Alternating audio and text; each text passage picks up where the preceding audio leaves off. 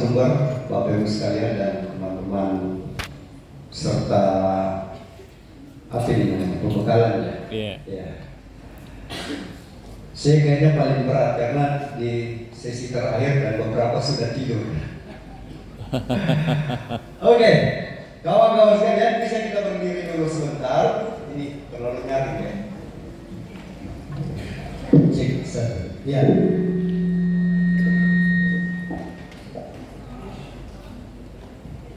Ya, oke. Bagus ya. Teman-teman bisa berdiri sebentar. Ya. Kalau saya tidak merefresh, bisa jadi materi saya itu tidak ada yang didengarkan. Saya punya kecil sedikit, sekitar 3 menit lah. Saya punya permainan namanya Sangkuriang. Pernah dengar? Sangkuriang. Ya. Permainannya sederhana. Teman-teman hanya perlu mengikuti instruksi saya atau perintah saya. Kalau instruksinya dimulai dengan kata Sangkuriang. Paham ya? Paham ya? Saya ulangi. Teman-teman hanya boleh mengikuti instruksi saya kalau instruksinya dimulai dengan kata Sangkuriang. Kalau tidak berarti tidak perlu. Artinya kalau tidak ada kata Sangkuriang, berarti perintahnya tidak perlu diikuti. Begitupun permainannya. Permainan akan kita mulai dan kita tutup itu dengan kata Sangkuriang. Oke, teman-teman sekalian, kita mau langsung mulai atau kita uji coba dulu? Hah? Mulai atau uji coba? Langsung mulai? Oke, langsung mulai ya. Yang salah apa hukumannya? Dia tidak berbicara hukumannya. Kita mulai atau kita uji coba dulu? Oke, teman-teman Sangkuriang, permainan kita mulai. Oke, sebelum kita mulai kita tepuk tangan dulu.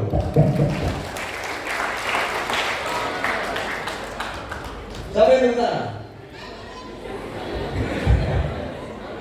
Iya, makanya saya bilang kita simulasi dulu. Saya ulangi ya. Teman-teman, selama permainan ini berlangsung, perintah saya hanya boleh diikuti kalau dimulai kata Sangkuriang. Kita main sekali lagi. Teman-teman sekalian, Sangkuriang permainan kita mulai. Dengarkan saya baik-baik. Ya. Sangkuriang pegang kepala. Turunkan. Siapa yang turunkan?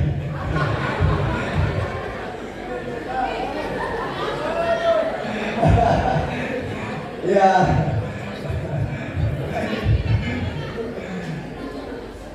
Sangkuriang angkat tangan. Satu yang naik. Siapa yang naik? Siapa yang naik satu? Diturunkan. Sangkuriang tangannya diturunkan. Sangkuriang pegang lutut, pegang telinga.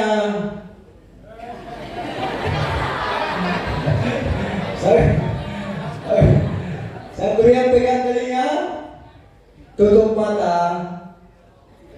Oke, sudah jago semua. Kita tepuk tangan dulu semuanya.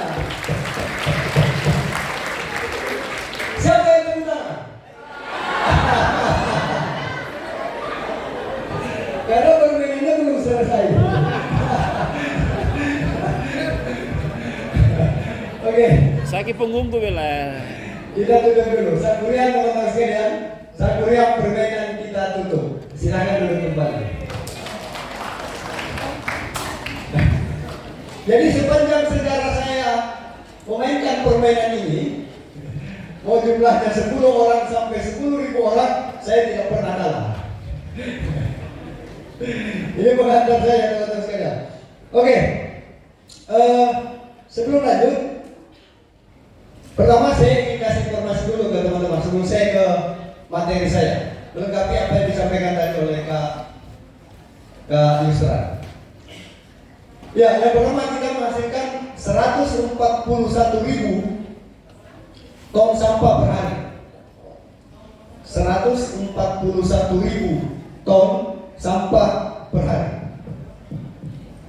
Setiap orang, ya, setiap orang ini, kita ini, itu rata-rata menghasilkan 0,7 sampai 1 kilogram sampah per hari. Setiap orang. Jadi coba bayangkan. Jadi setiap kita ini itu menghasilkan 0,7 sampai 1 kilogram sampah setiap hari. Kemudian yang kedua, ya, setiap hari kita kehilangan 487 hektar kawasan hutan. Setiap hari. Jadi coba ya.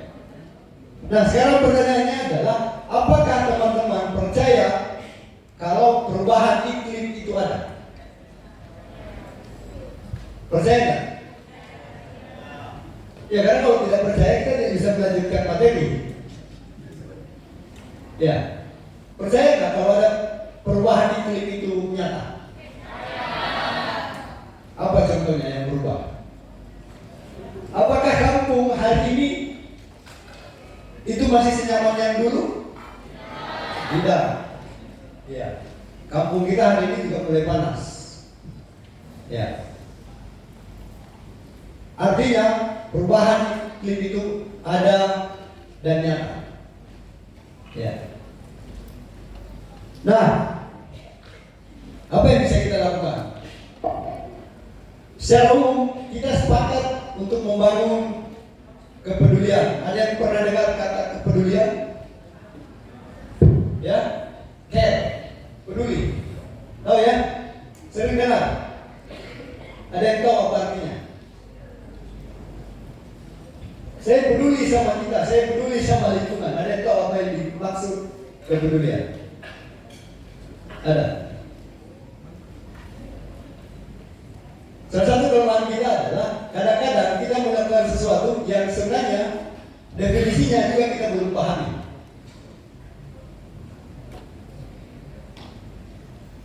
Kalau kita bicara soal kepedulian, maka secara sederhana saya ingin menyampaikan bahwa kepedulian adalah keberpihakan untuk bertindak.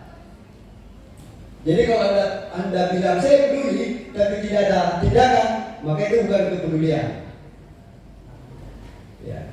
Karena menurut saya substansi kepedulian adalah tindakan. Sama kalau kita bicara soal perubahan iklim.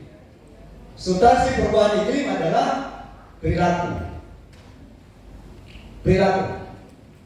Nah, teman-teman ini dipersiapkan ke lokasi, ya, lokasi pengabdiannya nanti untuk membangun perilaku yang baik. Ya. Nah, kita masuk dulu materi sebentar, habis itu baru kita lanjutkan pengantar diskusinya. Next. Ini secara formal ya, teman-teman sekalian. Ada 3 komponen utama dari kampung iklim: mitigasi, adaptasi, dan keberlanjutan. Ya. Nah, mitigasi ini adalah, adaptasi ini adalah kemampuan kita menyesuaikan. Jadi contoh misalnya, kalau cuacanya panas mungkin kita pakai kipas. Itu yang disebut adaptasi. Ya, kemampuan beradaptasi terhadap perubahan iklim yang sudah terjadi. Ya. Nah, tapi tidak kalah penting adalah mitigasinya. Mitigasi ini adalah apa yang kita lakukan hari ini supaya perubahan iklim ini tidak semakin besar. Ya, mungkin nanti fokusnya teman-teman akan lebih banyak ke mitigasinya. Mendorong masyarakat melakukan hal-hal yang kira-kira tidak memperbesar efek dari perubahan iklim. Dan yang ketiga adalah keberlanjutan. Substansi keberlanjutan gerakan kampung iklim, apalagi kalau kita bicara di ranah program kampung iklim Kementerian Lingkungan Hidup, maka ada 2 substansinya kalau kita mau bicara soal bagaimana memastikan keberlanjutan kegiatan kampung iklim. Yang pertama soal kelembagaan. Mungkin nanti salah satu program yang bisa dilakukan oleh teman-teman adalah membangun kelembagaan lokalnya. Ya. Yang kedua adalah menemukan penggerak lokalnya. Ya. Menemukan orang-orang di tempat itu yang punya hubungan emosional terhadap wilayah itu, yang kemudian ingin bergerak secara sukarela. Ya. Kemudian next. Nah, ini ada beberapa contoh kegiatan yang teman-teman sebenarnya bisa lakukan di lokasi. Nah, berapa daerah ini lokasinya? Ya, karena saya kita bicara soal gerakan kampung iklim, saya perlu jelaskan dulu. Di Kementerian Lingkungan Hidup, ya, di Kementerian Lingkungan Hidup ada 4 penghargaan lingkungan yang diberikan negara kepada para penggerak-penggerak lingkungan atau perubahan iklim yang ada di Indonesia. Yang paling sering kita dengar itu ada istilah Adipura. Ada yang pernah dengar Adipura? Pernah lihat Adipura di pinggir jalan? Ya kan? Yang bentuknya bulat itu. Nah, itu adalah penghargaan lingkungan yang diberikan kepada kota kecil. Itu penghargaan tertinggi. Ya. Biasanya kalau saya tidak salah, level tertinggi dari penghargaan Adipura itu adalah Adipura Kencana. Artinya, gerakan sirkuler di kota kecil itu biasanya sudah bagus. Hampir seluruh daerah yang ada di Sulsel itu punya Adipura. Ada yang dapat hampir setiap tahun. Ya. Yang kedua, kalau skala kampung, RT, dusun, gitu kan, RW dan sebagainya, itu disebut kampung iklim. Jadi sebenarnya posisinya sama dengan Adipura, hanya ruang lingkupnya yang berbeda. Itu disebut kampung iklim. Nah, lebih kecil lagi kalau dia masuk di sekolah, itu disebut adiwiyata, penghargaan lingkungan yang diberikan kepada sekolah-sekolah yang menerapkan sistem keberlanjutan dalam prosesnya, memasukkan kurikulum ke pelajarannya, lalu kemudian membangun aktivitas-aktivitas yang ramah lingkungan dalam sekolah. Yang terakhir, ada yang pernah dengar Kalpataru? Pernah? Kalpataru. Nah, Kalpataru ini adalah penghargaan lingkungan yang diberikan kepada orang per orang atau kelompok, ya, untuk memberikan apresiasi terhadap gerakan-gerakan yang didorong di wilayah tertentu.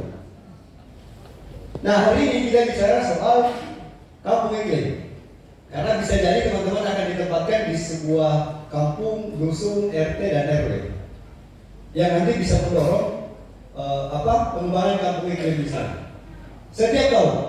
Ya. Nah, langkah pertama mungkin yang bisa kita lakukan adalah soal kelembagaan tadi. Cuma sebelum teman-teman ke sana, karena kampung iklim bicara perilaku, ya mungkin kita perlu membangun kontrak sosial dulu. Ya. Karena basicnya kampung iklim adalah perilaku. Rasanya juga tidak enak kalau misalnya nanti setelah sampai di posko atau di lokasi, teman-teman bikin acara sosialisasi kampung iklim, tapi di depan meja, di depan meja sajiannya botol gelas, minuman gelas. Ini juga menjadi tidak menarik menurut saya. Nah, kita mesti membangun kesepakatan sosial yang kita bangun dari sini. Contoh misalnya, apakah teman-teman yang kemudian bersepakat untuk mendorong gerakan kampung iklim di lokusnya, misalnya bersepakat sebelum kita berangkat ke lokasi, setiap orang misalnya diharuskan untuk membawa tumbler, misalnya. Lalu kemudian di setiap posko misalnya kita haruskan ada water station atau air galon yang kemudian bisa untuk mengisi atau merefill botol-botol yang dibawa oleh teman-teman. Ya.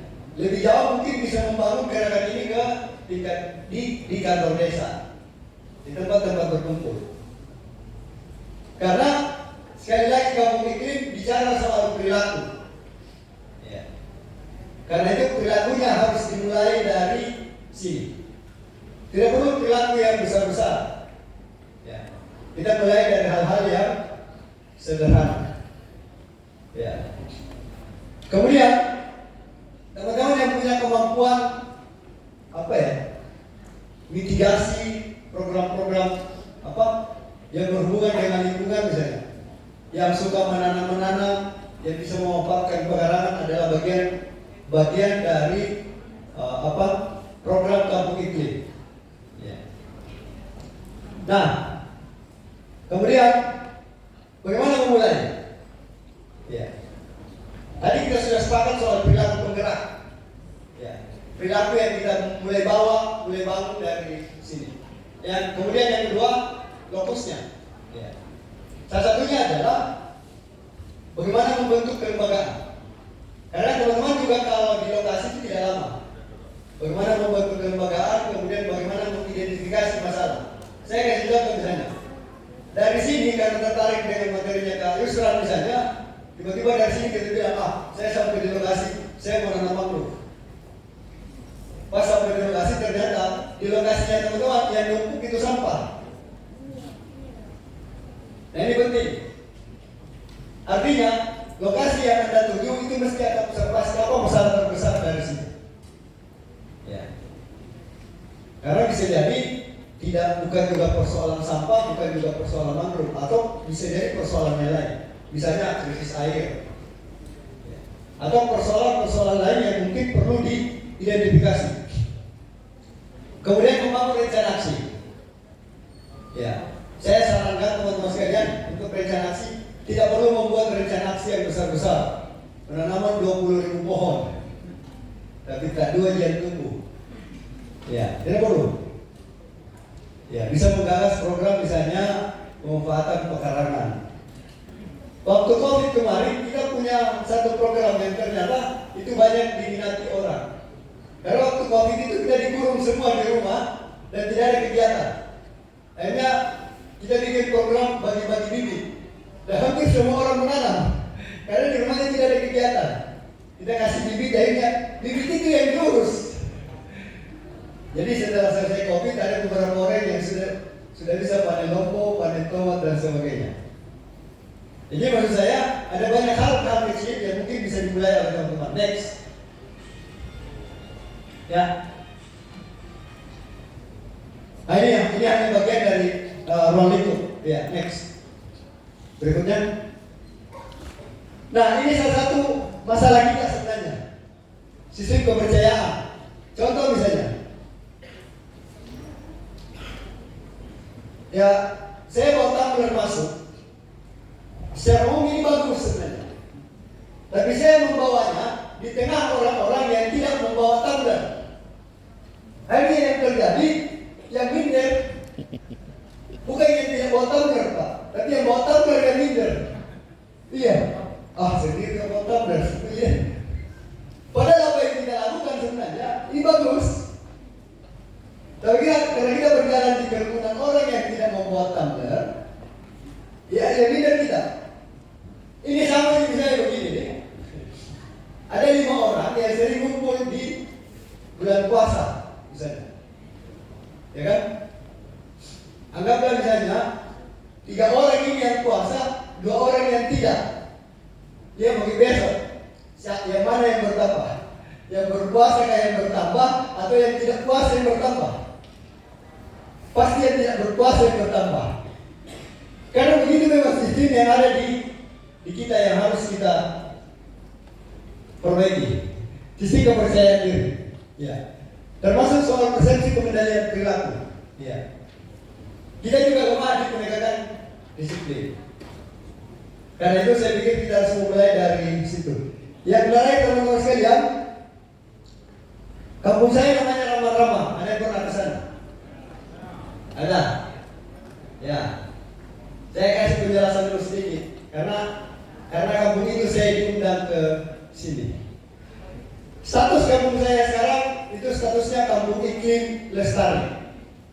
Jadi di kampung iklim itu ada beberapa kategori: Pratama, Madya, Utama, dan Lestari. Lestari ini adalah kategori tertinggi. Ya. Nah, kami sekarang di kategori kampung iklim lestari. Ya. Pertama kali masuk langsung tembus kategori utama. 2 tahun berikutnya masuk di kategori lestari. Ya. Kemudian kami juga mengelola kurang lebih sekitar 378 hektar kawasan hutan desa. Kawasan hutan desa sekitar 378 hektar. Kelasnya, kalau di hutan desa ada juga kelasnya. Nah, kami sekarang di kelas platinum. Platinum itu artinya sudah tersertifikasi bagaimana sistem keberlanjutan itu sudah berjalan.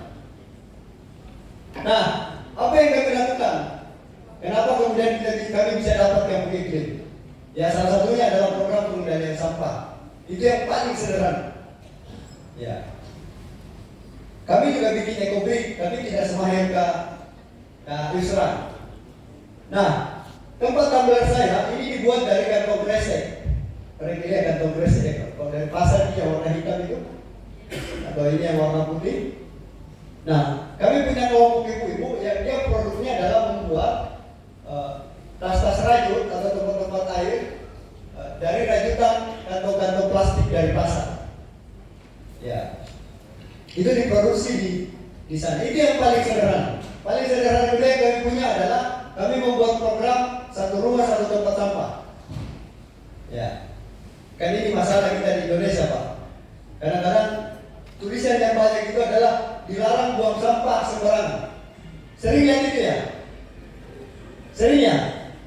Dilarang buang sampah sembarang tempat.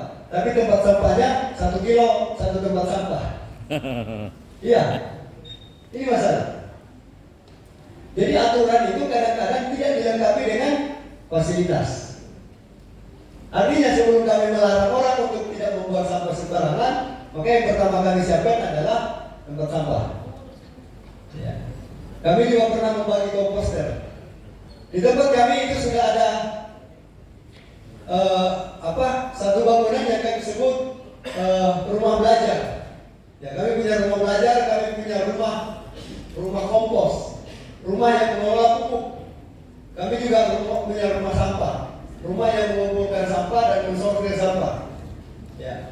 Kemudian yang terbaru, komunitas kami sekarang ini menggunakan panel surya dengan kemampuan 1.300 watt per jam.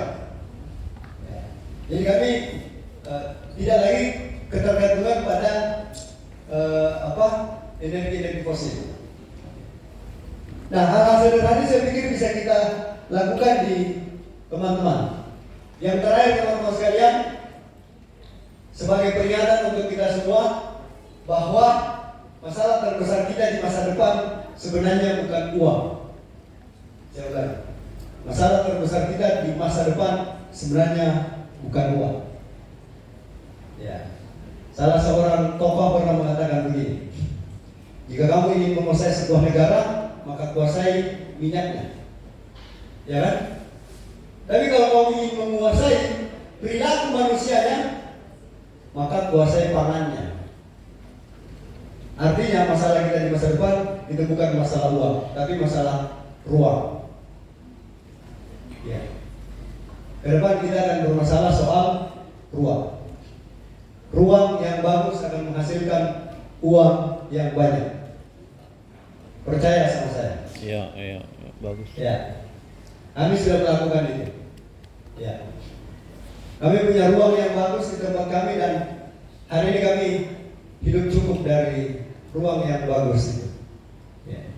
Mungkin itu teman-teman sekalian, sekali lagi terima kasih. Assalamualaikum warahmatullahi wabarakatuh.